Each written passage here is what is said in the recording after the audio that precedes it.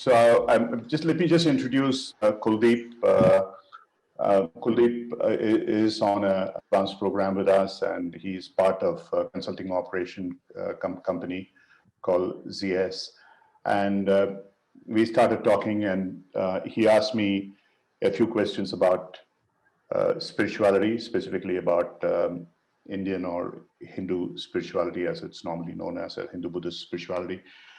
So I thought it'd be a good opportunity. We have talked about this before, but he came from slightly different perceptions in terms of the question that he asked. So I'll leave it to him. We have talked a little bit about it. There were some questions which he had sent me, but it's going to be totally an extempore kind of a conversation.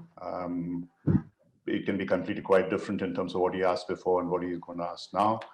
And of course, you can always in the audience chip in and ask any questions about what is that when we talk about spirituality in coaching. What does that really mean, and why is it important?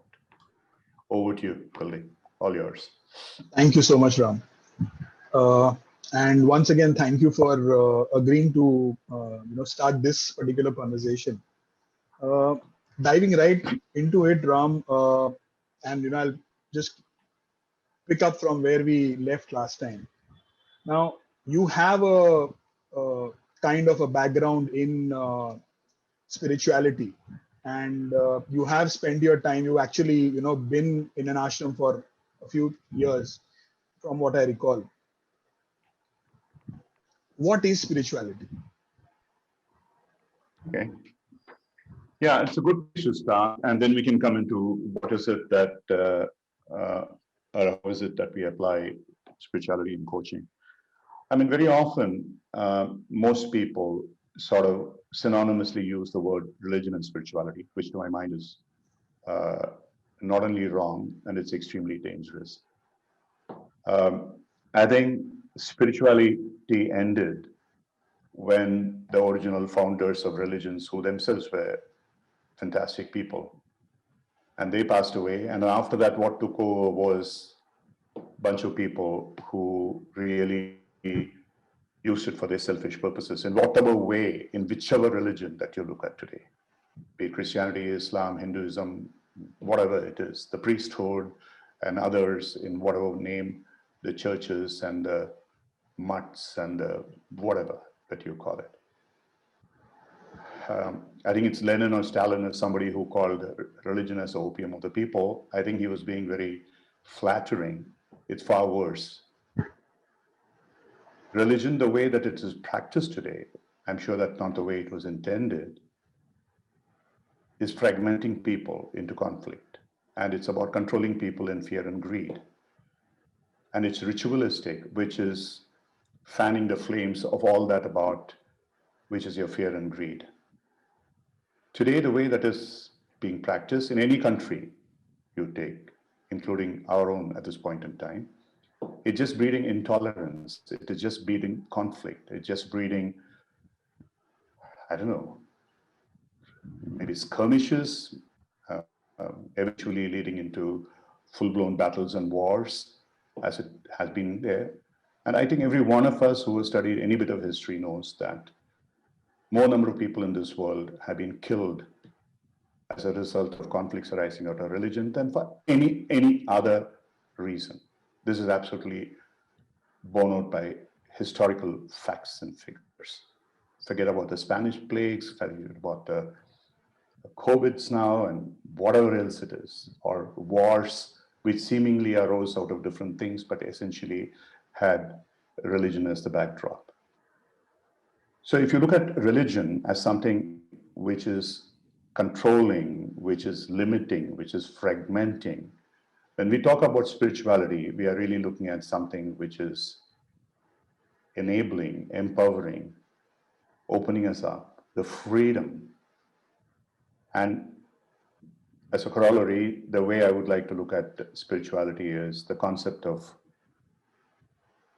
what in the South African Zulu culture is called the Ubuntu. Simply saying that I am because we are. I don't exist alone. I exist as part of a system. Or John Donne, the famous philosopher poet who said, no man is an island. Or much earlier, and I keep repeating it all the time, Isavasya Upanishad, which is probably about 5,000 years old now, where it said, the person who is able to see others within the self and able to see the self in others, and that person is a truly evolved person, is a spiritual person, the Isa, the ultimate energy. So ultimately, if you really move it into the quantum that we are going to talk about, a quantum is a state where you exist as both as a particle and a wave, as is understood, whether it's Einstein or Heisenberg or David Bohm or whoever else. Religion is more about the body, mind, the matter, the egos and desires and all that kind of a stuff. Whereas spirituality is about the energy, which is freeing. Matter always limits. Matter is self-decaying. And very often matter is what corrupts. Energy liberates. So if you were to apply the quantum principle within that, a person who is spiritual is more like the energy or the wave, whereas the person who is religious is more like a localized particle, frigid and rigid and settled in selfish egos and so on and so forth. So this is the broad framework within which I would like to approach spirituality. Each one of you and your cousin would have a different impression. I don't want to sit here and argue about that. Pretty much what I'm saying is what today I would say a large number of reasonably educated people realize.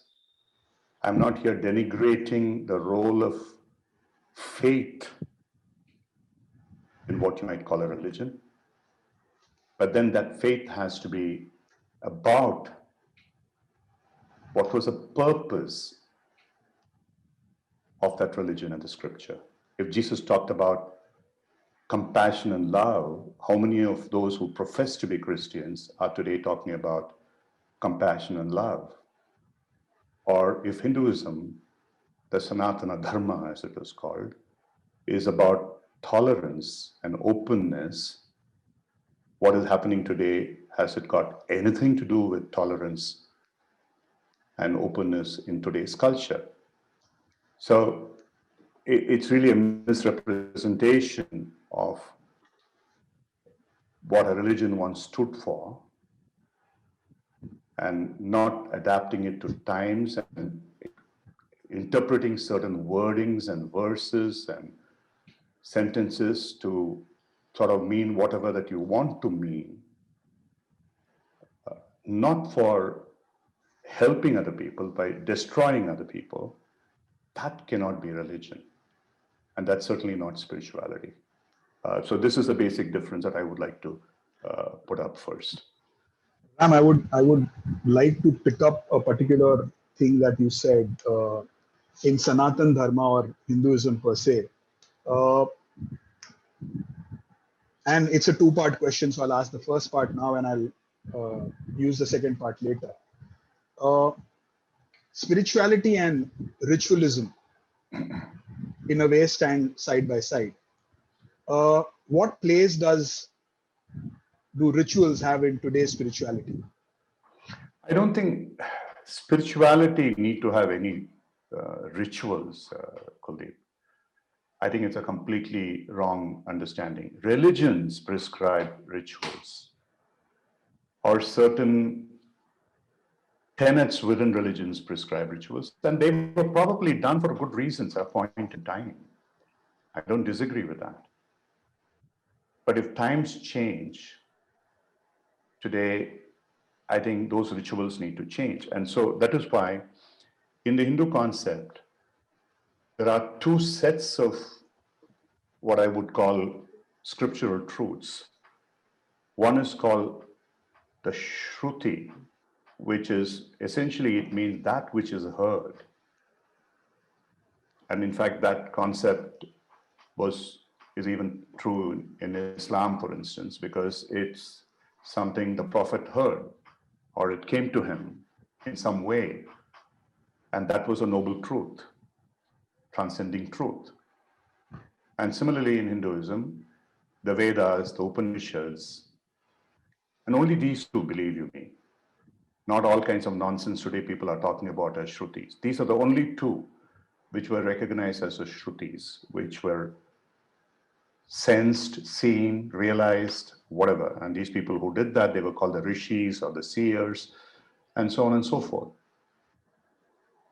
Within them, there were certain modalities which they said would lead you to greater knowledge. Because this was originally a pantheistic religion which worshipped elements of nature, which to me is a far, far superior way of faith and devotion and this thing. At least you are really worshipping the natural elements in very many ways. You feared them or you desired them or do whatever, rather than some fantasies that were created in our minds, which later became through our Puranas and Itihasas and so on and so forth to be the gods and the goddesses. And similarly in other religions as well. So all that we talk about as in the Hindu religion specifically, the gods and the goddesses and so on and so forth, these are created by man. They were not ever real. If you go back to the Vedas, there's a beautiful set of Rigvedic verses, Nasudiya, I think they are called, the verses of creation, where the question those people asked was, hey, you, who's supposed to be the creator, who the hell are you? Do you even know what you have done? Do you know that you haven't done anything? Whatever there was, it always existed and will always exist. So what's your role? And this in any other religion would have been called heresy. But that is how the Vedic religion, and just as an aside, it's a digression, it was never called the Hindu religion. The word Hindu religion is an imported word from the invaders who could not pronounce the word Sindhu. More of an Iranian. Yeah, it was from Persia.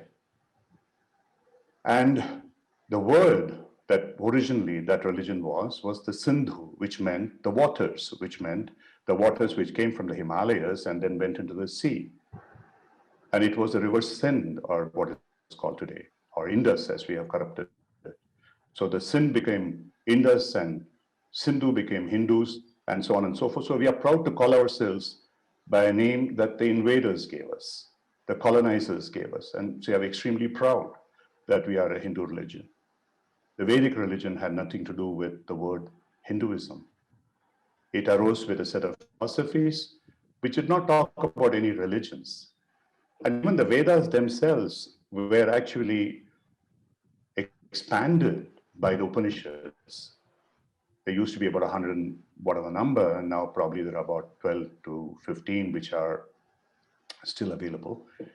And they don't make a mention of God anywhere, not in one Upanishad. I will challenge any of you who disagrees with me to show that to me.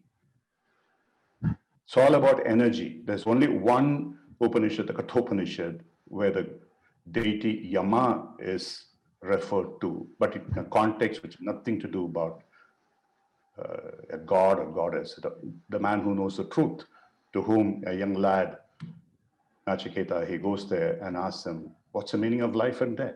And he answers so. So, I'm expanding on this, probably digressing a bit, but rituals have really no place in the original scheme of the Vedic religion, the Vedic philosophy, the Sanatana Dharma, the Upanishads.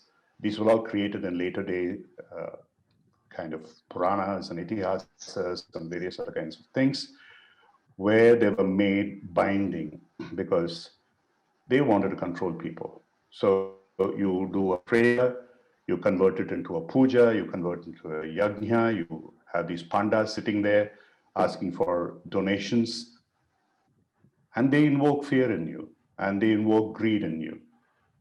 And you are suckers. You fall for them. If you really go back to that religion, you would sit in meditation and you would look within to be able to see the without and not go to necessarily a temple or a priest for anything to happen. I mean, probably I'm being harsh. Having said that, I do still go to temples because there are some which are phenomenally powerful in terms of the energy of the confluence that happens. But you need to understand it in a proper perspective, not misled by it. Yeah. I wanted to ask something from the Prashna Upanishad around energy and matter, but I'll park it for the time being. Uh, Ram, when you were talking of concepts, when you introduced Ubuntu, there are similar concepts that are, the lingo today, be it mindfulness, be it things from Taoism, or something picked up from Rosicrucian literature, or as we had discussed earlier in anthroposophy. Uh, what place do they have in, you know, I wouldn't, yeah, if you look at from a coaching perspective, or, you know, looking at spirituality and coaching, not going too deep right now, but at the top. So what are these concepts? Are these the lingo for the time being, or is it something deeper? Okay. Let me try and combine it with coaching as well, because that's what Please, really we are talking about, please. right? So in coaching, to me, more and more, what we are trying to, from Kocharya, trying to, in a sense, evangelize is the systemic coaching, which is really where the spirituality meets coaching, because we are not only thinking about ourselves, but we are thinking about not only just the self, but the stakeholders and the system. And this concept was existing in most of our religions, most of our philosophies, way, way before people like Kurt Lewin and others converted that into an organizational context or OD, organizational development, where they talked about the self stakeholders in the system and so on. So today, what we call systemic coaching is really going beyond yourself, putting yourself in relation to people who are around you, who may in some ways be directly connected or may not be connected, who might influence you, basically who you impact and who impact you. And from there, move to the larger system, be it an institutional or be it even an ecosystemic like a climate and so on and so forth. So I think once we understand that approach and the concept, your basic contracting, the agreement and coaching itself needs to be systemic. It's not just about me. Like, for example, if someone wants to sort of understand more about what they would like to do in future, and that I want to get my promotion or I want to go in my career, I don't limit myself to asking the person, okay, this is what you want, why, etc., which is typically the new 2019 core competencies 3.1 to 3.4, the older one 2.5 to 2.1 to 2.5. But I would ask whether ICF mandates it or not, in what way that growth is going to be impacting people around you who you care for, and in what way their viewpoints and actions are going to impact you in your movement in your career. Like that, pretty much everything that you can talk about. You can always start with a systemic approach to contracting, to the agreement. And that is what I think is the most important place to start with. And then if you go down in terms of even when you build what's called the relationships through trust and presence and so on, even if you are only looking at the individual, you need to figure out how they are relating to other people. What sense of trust and safety do they have with their family, with their team, and the partnering that they do in presence with those people. And in communication as well,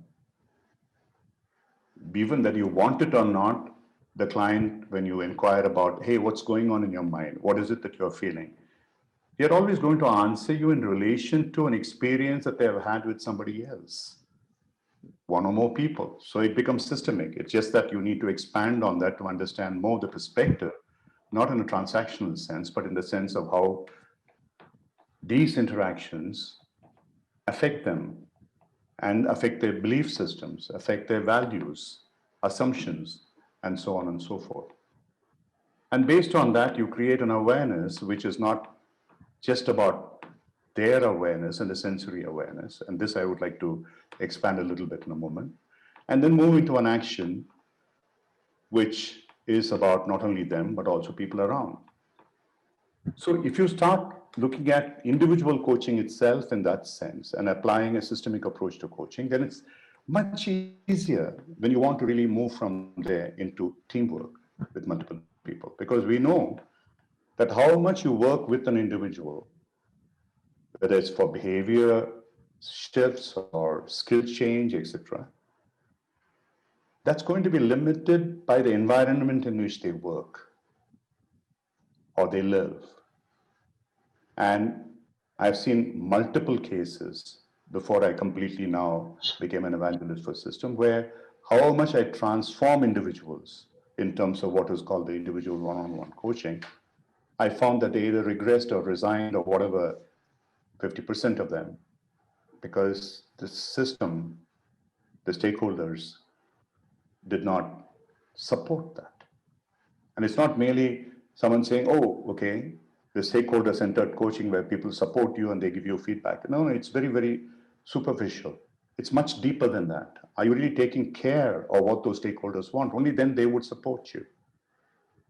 And what are the other things that they are bringing in which is going to make a shift? So in a systemic kind of work, you automatically become spiritual because you realize that I am because we are, that I am not an island. I start looking myself in the viewpoint of other people, see them as they see me, and I see them as they wish to be seen in empathy, unconditional positive regard, and so on. So it's a beautiful confluence of all these, which makes the total of what I would call the systemic work. And to go a little deeper, you use the word mindful and mindless, and this is something which I can go on and on forever, and I have talked about it multiple times. In very, very simple words, in the Vedic system, in the Mandukya Upanishad, there's a definition of 4 states of awareness. Freud and Jung talked about 3, which is the conscious, subconscious, and unconscious. And these 3 are referred to there as well, the first level, the second level, and the third level. And there's a 4th level beyond that. The first level of awareness, where you're really aware of what you're sensing. Am I seeing what I'm seeing? I'm listening to what I'm hearing. I'm tasting what I'm eating, or I'm smelling, etc., or touching, feeling. That's mindful awareness, which is very, very important. So I don't denigrate mindful awareness. It's an absolutely essential point to start with, because otherwise we are even ignorant of all that. Because we might be eating without even feeling a taste, without smelling, without knowing what we are eating. We just dump it down most of the time. Like someone sitting in front of an idiot box and then popping corn or whatever rubbish that is nearby into your mouth. And that is totally idiotic. That is, you are not even mindful. You are unaware of what's going on. And that awareness begins with mindful awareness, and then it goes through additional stages. I don't have time to go into all that now. The subconscious dream state, the deep sleep, unconscious state, which also has its own awareness. But finally, a state where you become, and I'm using deliberately that word, which seems to signify that you are worse than mindful, which is mindless, which is a Zen word, which means no mind. And in the Mandukya Upanishad, it's called the Turiya, the 4th state, or the state in which you are completely detached and witnessing and observing. You are not biased by anything that you sense, because memory is a bad thing, mostly. Most of the time, if you really analyze, which is why Freud and Jung showed very, very clearly, and every psychologist since then has shown, 80% of your operational memory is really about those unconscious, and most of them are negative. And because that's the experience that we tend to remember, not the joyful ones. And those are the ones which are just shoved inside and sort of wrapped up. And that's what your unconscious memories are about, which is why the word memory became a bit of a bad word in both Hinduism and later in Buddhism. and someone who wrongly translated the words sati, which is taken from the memory, and called it mindfulness, not even realizing that's not what Buddha talked about. Buddha talked about a state called sunya. And that sunya didn't mean a state that didn't exist, because sunya means zero, non-existing. But he really called that state where you are no longer sensing mind and matter, mind and body matter, and you are transcending into that energy state, which in the Upanishads and what Shankara calls Sapurna, they both mean the same. And that's what you are seeing in the Kocharya logo out there, which is just opportune. I didn't put it there by intent. The zero is really the no mind, mindless, zero state of mind and body. There's no matter. Even though there is matter, you are transcending that, and you go into that infinite state of spirituality. So if you really want to look at it in today's context, what we are discussing, the religion is that zero, where all that ritualistic, intolerant, on all those kind of things should become zero, completely eliminated. And what should be infinite and free-flowing and dominating should be that spirituality aspect, the energy. Yeah, so let me stop there. Yeah. Ram, I think there are a couple of questions from the audience. Could I bring that before I get into my next question? Yeah, sure. Yeah. So one is around, again, the difference between religion and spirituality. If you can explain it by a example for somebody who's not too well versed into any script, any scriptures, any Vedas or any other Guru Granth Sahib or any other books for that matter. Yeah, look, in the simplest sense, let me put it this way.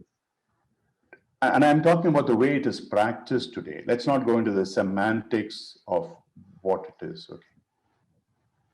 okay? Forget about the scriptures. In fact, in that famous verse that Mahatma Gandhi always used to sort of say in his prayers, Ishwara Allah, Nam, whatever. And he talks about the elimination of religion. And if you go to John Lennon, he talks about in his Imagine a land where there is no religion. And anybody, even in the modern day, today, if that person is educated, really civilized, and really concerned about what's happening around them, and not be an epitome of like Trump, they would know that religion is limiting the way religion is being interpreted. It's about rituals. It's about some rigidity. Some people saying, oh, God made the world, whoever that God is, a bearded old man who was playing a harp with a halo around his head. In 6 days, in the seventh day, he lay down to rest and see the whole world go to rot. Is that the world that we really believe in? Is that the religion that we believe in? Whereas spirituality, all that is about, I don't know, about human desires, because these were all created by people through their mind. And it reflects the fears and the greed that they have. That's what religion became. Spirituality is just the opposite. You moving beyond all that into, I would say, being humane and being human. And in Hindi, we have this word, Urdu, insaniyat. And you have similar words in every language. And where you truly believe that this human being is divine. And that is what Jesus said. And that is what the Vedas and Upanishads say. And I'm sure that is where, in the Quran, somewhere deep in the verses, that is the essence of what's being said.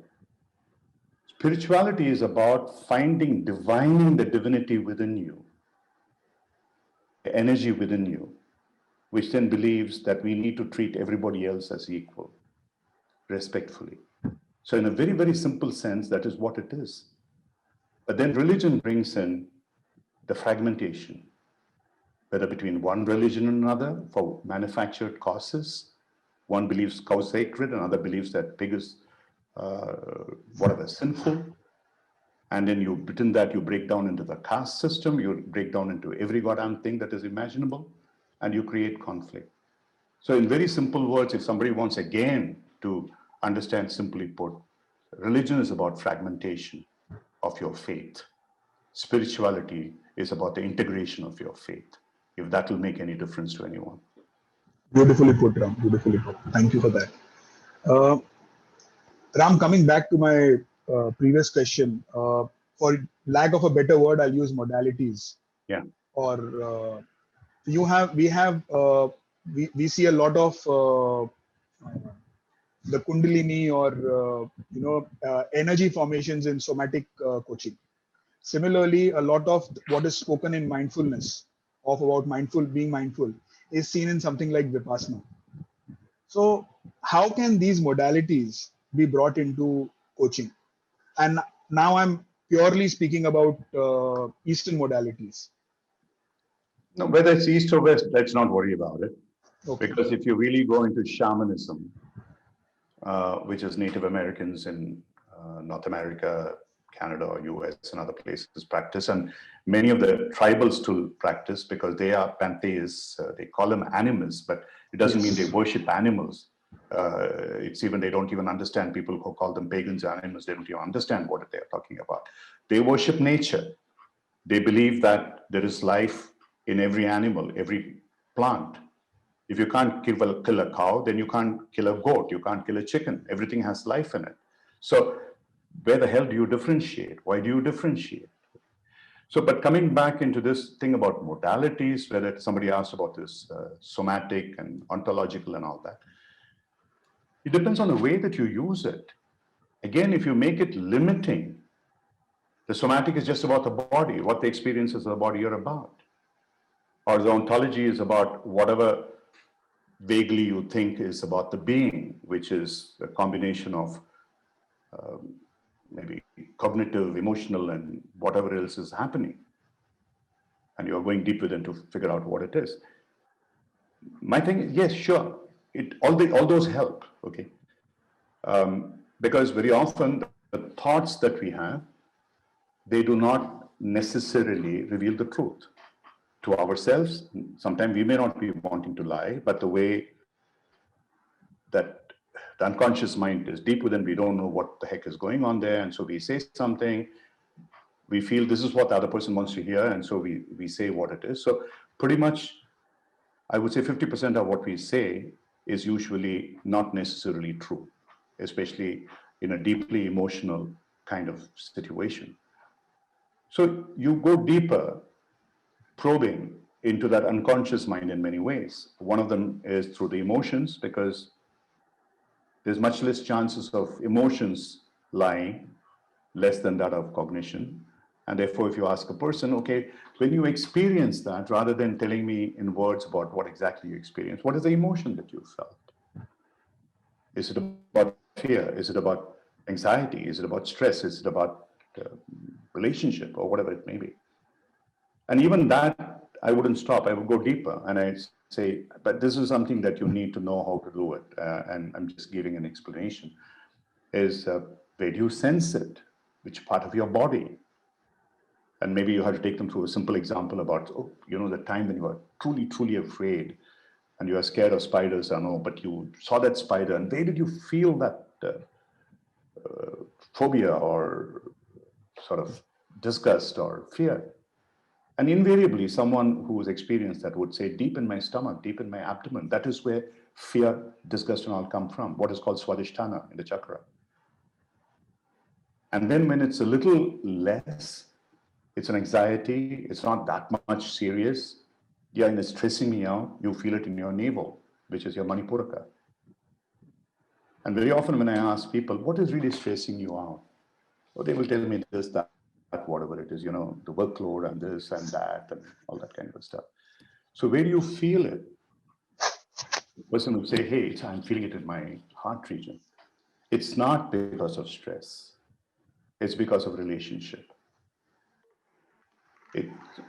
Once you are familiar with that pathway, you can very, very quickly, you can identify that. I mean, standard somatics of many people don't teach you that. But this is chakra-based somatics, where you can actually, based on where the chakras are, where your experiential emotions are expressed, you can pinpoint what emotion is coming up and why and where, and how do you move away from it. So when you go that deep into it, be it somatics, be it ontology, then you are going into not the mind and matter, but you are going beyond that into the energy state, which are about what the chakras are. So there's a shift that happens. But that's again, it's not the IC of competencies. It's not something. I wouldn't even want to teach everybody that, because it needs to be done with a certain amount of respect. It needs to be done with a certain amount of total understanding. You need to have tremendous respect for the other person, not fool around with the person, like many of the people fool around with hypnosis, using it like some kind of a stage trick, which it is not. It is extremely dangerous if it's improperly used. So similarly, somatics and ontology and things like that, they are capable of really helping you to understand the other person well, but you have the other person's permission for doing that. Do you have that unconditional positive regard that Rogers talked about, and so on and so forth. So yeah, somebody asked some questions about these. Yeah, and someone asked about Sampurna and Shunya. Sampurna, Purna, and Shunya. In my lexicon, they are identical, though refer to the opposite sides of the coin, as it were. The Purna refers to the fullness of the energy. That is the first verse of the Upanishad, Purnamada Purnamidam, Purnat Purnamudasyate, that kind of a stuff. That is where it comes up. And the Shunya, which is a word that Buddha used beautifully to describe that state where I'm beyond all that. I'm detached. I'm no longer worried about the body and the mind. There was a great saint, Ramana, and also many of you who know about Ramakrishna. They both suffered towards the end of their life with cancer. And when the physicians sort of said, okay, you should go on morphine and this, that, whatever, you're having pain, they sort of said, pain? This body itself is not mine. How can the pain be mine? And that was a level of evolution that they came from. We may not be able to do that extent, but believe you me, if you really have serious pain, one of the ways how to heal that pain is to go deep into an awareness of that pain. Just keep visualizing and going into that pain. Look at that pain as a visible entity. There are multiple ways of doing it, as a color, as a shape, whatever it is. And then keep looking at it. You'll find over a period of time, it may take initially long, but once you are familiar with it, even about 10 minutes, you would start, the pain may not go away, but your anxiety about the pain, the way that it obsesses you, will go away. The pain is going to be there. It's a physiological function. It's not going to go away. But psychologically, it will stop affecting you. So that is when you move from the mind and the body into the energy, the spirituality part of it. And all of these have a place in coaching, because ultimately, in coaching, what we are trying to do is to empower the other person who comes disempowered. And therefore, you are in service of the other person. And you need to see within that person a part of you, and you see the other person as a part of you, which is where Otto Scharmer so beautifully talks about generative listening. I call it generative visioning, generative perception. Are you able to look at that person as the person wishes to be? And then do everything that you can to shift that person into that state. And that is not possible, believe you me, in a pure mental, emotional, and cognitive space. You need to be communing with that person. Many of us have even forgotten the meaning of the word communion as different from communication. We worship communication. We should be worshiping communion, which is beyond words, beyond verbs. And it's a totality of how you can interact with one another. Ram, you beautifully brought in certain concepts of how to bring certain, again, I'm using the word modalities for lack of a better word, into coaching. How would spiritual coaching look if we were to? I know there are already some schools teaching this. I know in India, Symbiosis teaches something known as spiritual coaching. Uh, what would spiritual coaching look like based on all that we've discussed in the last 45 minutes? Look, I don't know what symbiosis or anybody teaches. Exactly. Okay, I have no idea. And a lot of people who talk about spirituality, and I, like you earlier talked about that, I went through this experience of 7 years. I lived partly in ashrams and I wanted to become a sannyasi. Then I realized the guy who was leading me, who I thought was God incarnate, as it were, turned out to be a complete hypocrite and a fake. And it was one of the worst kind of moments of my life. And I had to get over it. And eventually I moved into coaching. Now, to me, it's very simple. When you respect the other person and you treat the other person with all these things that we earlier talked about, that when you make an agreement with that person as a coaching agreement, the CC3s or whatever that you use for that purpose, they are not just about that person, about delving into the mind of that person about the self, but the self is with a capital S. It's the spiritual self. It's about what is it that when you want this, whatever that is that you want. I want to lose weight. I want to get a promotion. I want to have this relationship. What happens when you start moving out of that space into a larger space of other people who are part of your life and your work?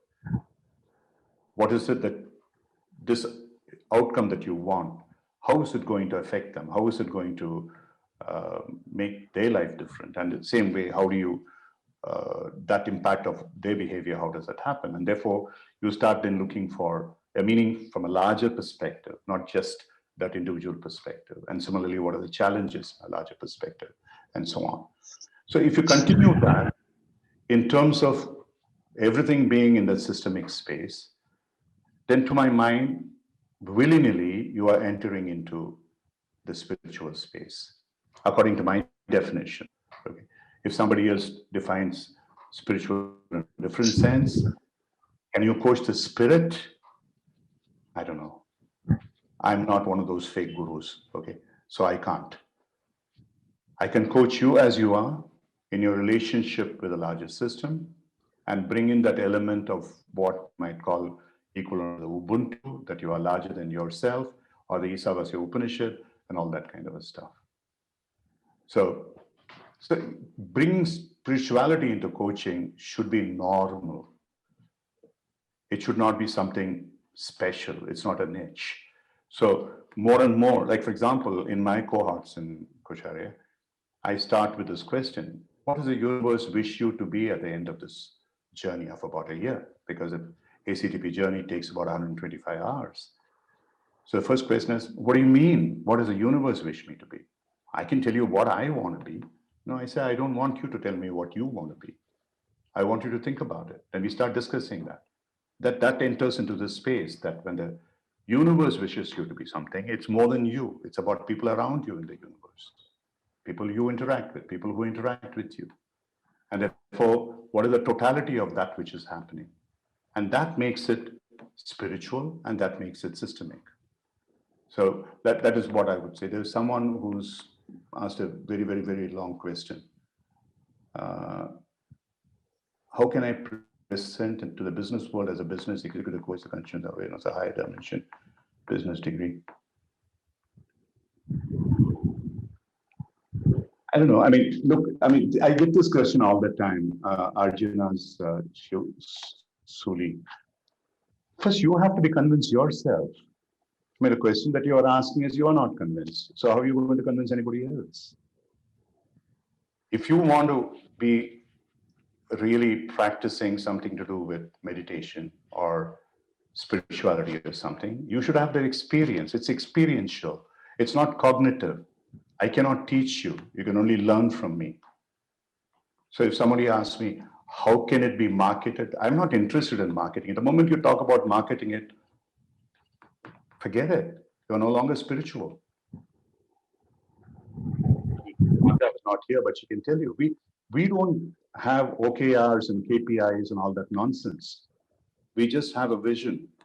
Our vision is that we should try and get everybody to be their better self. We want to create a community. We want to do what we can with respect, with client centricity, unconditional positive regard, and empathy. And Carl Rogers had a huge problem in doing it. Marketing is communication to the mainstream. First, communicate to yourself and figure out how you experience it and tell the truth. That's all I'm telling you now. Every single word that I'm uttering to you is based on my experience. So could I change that? be? Could I word that question a little differently? I think maybe that would help a lot of us. So the minute we talk of spirituality, the first impression is that there is so much to be done. There's so much to be learned. And, for a lot of people, that puts them off. Now, similarly, when we talk of spiritual coaching or bringing spirituality into coaching, it could again, this is my perception, of course, I'm speaking from there, that, the amount of work that needs to be done, we are not sure that, okay, maybe, we'll have to read so much and whatever. So for somebody to bring in spirituality into coaching, right? What is it that they need to focus on primarily first? Okay, very simple. Okay, in classes that I run, which are across religions, across countries, across faiths, and many of them are senior executives, the kind of people that Suli is talking about. I start with 15 minutes of meditation. Initially, I tell them it's centering, it's non-denominational. Of course, it's not denominational. We start with simple sitting with your spine erect, with your feet firmly on the ground, and tense yourself, relax yourself so you're fully relaxed with your neck tucked in. There's a particular posture where the energy flow is uniform. Even if you're sitting in a chair, you don't have to sit like a pretzel in a cross-leg position. And then just watch your breath. Take a deep breath, as deep as you can from below your navel. Hold it as long as you're comfortable initially, and exhale very, very, very slowly, twice, thrice as long as you inhale, and then hold it. Continue that cycle. And there's a beautiful book by a guy called Nestor on breath. Just read that book. And he says that 5 cycles per minute. That means each of those cycles should be at least about 12. I can do usually 2 cycles a minute with practice. You take 30 seconds for doing that, but start with about 10 or 12, which any of you can do. And keep doing that. And gradually, as you're comfortable with that posture, gradually you are comfortable with that breath exercise, detach yourself and start looking at yourself from the top of your head to the tip of your toes. There's a meditation tape which is available on Cocharia, free of charge. Please go and access it, or just write to support at Cocharia. Where can I find that? So once you start doing it, you become aware of your body. So you become aware of your breath, you become aware of your body. And as you continue to do that, something strange happens. That the awareness of the body becomes almost automatic. And from that awareness, you move into a space which is different.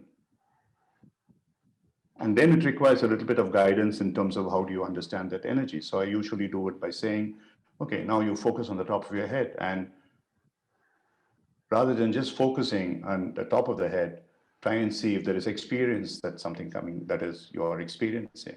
It's like a movement, it's like a blood flowing underneath or whatever it may be. And similarly at different parts of your body.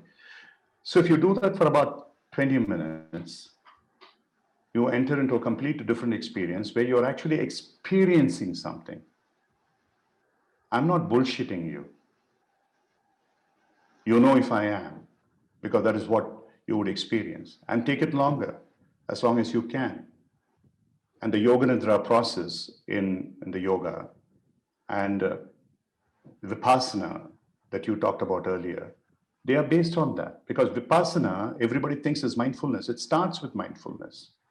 But by about the 6th day, you enter into a state which is pure mindlessness. And anyone who's done Vipassana seriously would know that. So these are experiential things. I mean, there's no point in I can talk till the cows come home. It won't help you. And I don't want to persuade anybody. Like Jennifer, somebody put it there, marketing is religion. I don't want to market. I don't want to be one of those evangelists who comes there in the pulpit and then talks whatever nonsense about killing other people. You just have to experience it yourself. Instead of all these priests and padris preaching, if they were to just get their congregation sitting in silence and meditating, they would be doing them a huge favor. That's all that needs to be done. And it's not a ritual. If you think it's a ritual, it's a ritual. So don't do it. Unless you start experiencing it, you will have those questions. And when you start doing it regularly, you will find that your thoughts subside. The thoughts eventually will cease. Or even if you have thoughts, you can learn how to look at the thoughts and let them go and not pursue them from end to end. There are multiple ways of how you can learn. So these are things which, if you practice yoga, you can learn. And many of our trainers do teach that as part of the training program as well. So you can do that. And I'm very happy if you would like to. We did some courses before I called my yoga teacher and I did some meditation work. We can do that again. That's not a big thing to do. But you have to have faith in it. If you don't have faith in it, you're not going to be able to experience it. I'm not even faith in that sense. That suspend your other beliefs. That's all that I ask of you. Experience the process. Yeah, experiencing it. Try it out. I'm not saying that this is what is bound to happen. No, I don't know. Because no meditation has the same result twice. It's like the river. You put your finger on it, you'll never feel the river the same. The same thing with meditation. Each time it's different. Okay. So anyway, I'll stop here. There are, I think it can go on for a long time. Yeah. Ram, I'll ask, I know we have very little time. I'll ask part 2 of my earlier question. Right. If we are looking at, and now I'm coming from an understanding that in religion and spirituality, yeah, if you take them hand in hand, so religion is the set of rituals that help you go further into focusing or understanding spirituality better. With that said, when you're getting spirituality into coaching, what are some of the practices that individual can bring into his practice, like kind of action steps? I know you spoke a lot about experience right now, but then no, before that, I did mention to you the practice. It is just follow the systemic practice. That's all that you need to do. Just stop looking at the client as a piece of sculpture carved out of a stone. The person is not. And when you start exploring the mind of the client, you're not boxing that mind in that space in front of you. The mind is free flowing. It thinks about everything else. The feeling is free flowing. Learn to accept that. Learn to explore that. And that's what we have a very, very simple formula. LASI, listen and observe, acknowledge and appreciate, sense and share, inquire and explore. And when you inquire and explore, do it with sensations, emotions, and thoughts. If you just remember these two words, LASI and ACT, and use it systemically. With the person, if I'm working with you, my questions will all be, in addition to what is it that you want, even if I have to look at who are you, if you were to look at yourself and say, who am I? You are not an island. Your definition of who am I is related to the environment that you are in. You may be different as a husband. You may be different as a father. You may be different as a son. You may be different as a friend, a lover, whatever, multiple things, as a boss, as a subordinate. Now you need to integrate all that together. So that is where the systemic view comes in. And then you can expand it into a team. So any coaching that if you do, if you start making it systemic, I think you will reach that part of it, what I'm talking about as spiritual, in that sense. I don't want to go too deep into the philosophical aspect of it. Very simply put, I mean, religion is about a set of rigid beliefs which don't change. We inherit them, and that's what we believe in, and those become our limiting beliefs. Whereas once we understand, the coaching is all about releasing us from that limiting belief. And that is where the spirituality comes in. So coaching should lead from religion to spirituality. If you look at it that way, it'll help. Thank you so much for that, Ram. Yeah. I know we are actually exactly on time or a minute above it. Yeah, I just someone who was asked about. Let me finish off with that. Please. Yeah, if you're in a difficult situation, how to distance yourself from it, detach yourself? It's difficult, Nidhi. I completely understand what you're saying. It's something that you need to be familiar with to be able to do it. It's like a sinusoidal curve with huge amplitudes and peaks. Over a period of time, you have to use meditation to gradually bring down those peaks, the amplitudes, so it becomes flatter and flatter. And it will happen, it can happen, and it does happen. But you just have to keep working at it. And if you start it when you are in a bad shape, it's going to be more difficult.